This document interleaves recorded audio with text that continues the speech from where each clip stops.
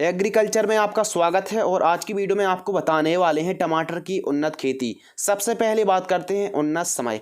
बरसात के लिए आप मई जून जुलाई पर लगा सकते हैं। इसके अलावा गर्मियों के लिए आप दिसंबर और जनवरी का मौसम ठीक रहता है। इसके अलावा यदि बात करते हैं टेम्परेचर और मिट्टी, तो लगभग सभी प्रकार की मिट्टी में आप सफलतापूर्वक टमाटर की खेती कर सकते हैं। और टेम्परेचर की बात करें तो इसका उपयुक्त जो टेम्परेचर, अनुकूल टेम्परेचर, ठीक तरीके से फ्रूटिंग, ठीक तरीके से सफलतापूर्वक यदि आप टमाटर की खेती करना चाहते हैं तो इसका जो उन्नत टेम्परेचर की आवश्यकता पड़ती है, इस फसल को 15 डिग्री सेल्सियस से लेके 35 डिग्री सेल्सियस तक का जो टेम्परेचर होता है बहुत ही अनुकूल माना गया है। बात करते हैं खेत तैयार, तो खेत तैयार करते समय आप प्लाव से ठीक तरीके से प्लाव को चलवाइए और अच्छे तरीके से खेत को समतल करा के बेड बनवा लीजिए। इसके अलावा बात करते हैं मल्चिंग पेपर, तो टमाटर की जो फसल है वेजिटेबल है, तो इस पर आप 25 माइक्रोन का मल्चिंग पेपर लगाइए। टमाटर की फसल पर यदि ड्रिप इरिगेशन की बात करते हैं तो ड्रिप इरिगेशन इनलाइंस आप 16 mm ड्रिप इस्तेमाल करें। किसान भाइयों, यदि बेसल डोज के बारे में बात करते हैं, जब हम बेड तैयार करते हैं तो उस समय आप 1 बोरी DAP, 1 बोरी SSP, इसके अलावा 30 किलोग्राम आप पोटास और 10 किलोग्राम आप रीजेंट GR को, इन खादों को मिक्स करके आप बेसल डोज दे सकते हैं। सबसे पहले बात करते हैं उन्नत वेराइटी के बारे में। तो मध्य प्रदेश के हिसाब से हम बता रहे हैं, आपके एरिया में जो बढ़िया वेराइटी हो आप उसी का चयन कर सकते हैं।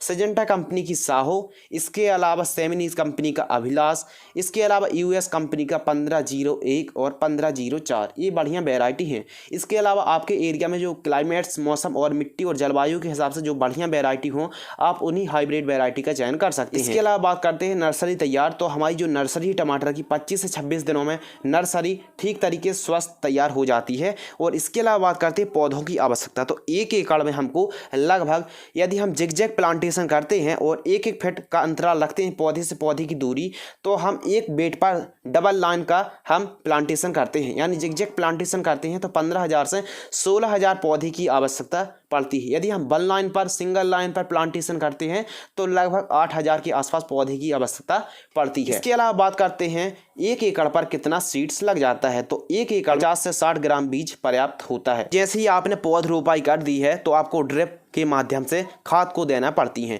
जैसे ही आपकी पौध रोपाई से फसल लगभग 10 से 12वें दिन की होती है तो आप फ्लावरिंग स्टेज तक, यानी पौध रोपाई से फ्लावरिंग स्टेज तक NPK 19-19-19 घुलनशील खाद और 1 किलोग्राम यूरिया, 1 किलोग्राम 19-19-19 खाद को, इन दोनों को मिक्स करके आप हर दूसरे दिन ड्रिप के माध्यम से 1 एकड़ पर छोड़ते रहिए। इसके अलावा आप बीच बीच में माइक्रो न्यूट्रिएंट्स भी, फर्टिलाइजर्स भी दे सकते हैं। इसके अलावा जैसे ही हमारी फसल फ्लावरिंग आना स्टार्ट हो जाते हैं तो उसी के साथ हम यूरिया 1 किलोग्राम, 1 किलोग्राम 19-19 और 1 किलोग्राम 17-44-00 NPK घुलनशील खाद को चलाना चाहिए। किसान भाई, इसके अलावा बात करते हैं, यदि हमारी फसल ग्रोथ नहीं हो रही है तो हम बायोबीटा और ह्यूमिक एसिड को स्प्रे कर सकते हैं। हमारी टमाटर की फसल पर यदि फूल फल कम आ रहे हैं तो हम टॉनिक का स्प्रे कर सकते हैं, जैसे सिजेंटा कंपनी की ईसाबियन टॉनिक, या फिर टाटा रैलीज की बहार टॉनिक, या फिर फेंटाक प्लस जैसे टॉनिक को आप स्प्रे कर सकते हैं। फिलहाल आज की वीडियो में बस इतना ही। धन्यवाद।